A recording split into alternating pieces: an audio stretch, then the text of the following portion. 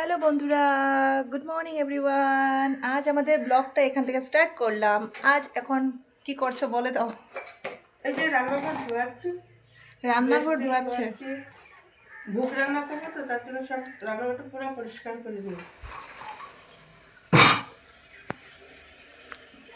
এরপর রান্নাঘর ধোয়ানো হচ্ছে, কারণ কি এখানে ভোগ রান্না করা হবে। আর বাইরে আমি অনেক বাসনপত্র ধুয়ে রেখেছিলাম, এগুলো গুছিয়ে নিয়েছি। আর এগুলো সব জিনিস পুজোর জিনিস, এখানে ফল আছে, সবজি আছে, সব কিছু আছে। আর স্পেশালি মোস্ট স্পেশালি দেখো, এখানে একটা হলদি গাছ আছে।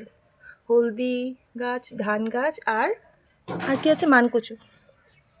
এটার রিজনটা আমি পরে বলবো, এটা কেন ইউজ করা হয়। আর এদিকে আমি করে নিচ্ছি ফ্রিজটা ক্লিন। কারণ কি ফ্রিজটা আমরা ক্লিন করে রাখবো, এখানে অনেক কিছু রাখা যেতে পারে। আমাদের কামটা সম্পূর্ণ জলদি জলদি করার জন্য পুচকাকে আমরা তার মিমির বাড়িতে পাঠিয়ে দিয়েছি। তার মিমি তাকে কুলে করে নিয়ে যাচ্ছে, আর হেঁটে হেঁটেও যাচ্ছে দেখো। আর এই ডেকোরেশনটা করেছে তার মিমি আর আমার মা। আর আমি অল্প অল্প হেল্প করেছি। এখানে অল্প লাইটিং করা হয়েছে, খুব সুন্দরভাবে সিম্পলভাবে ডেকোরেট করা হয়েছে, কারণ আমাদের সময় অনেকই কম ছিল।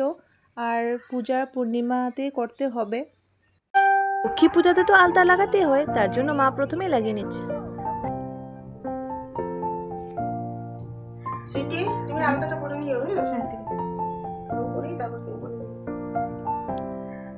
লক্ষ্মী মাকে সাজিয়ে আবার পুজো দেব। আজ আমরা নিত্য পূজাটা প্রথমে করে নিই।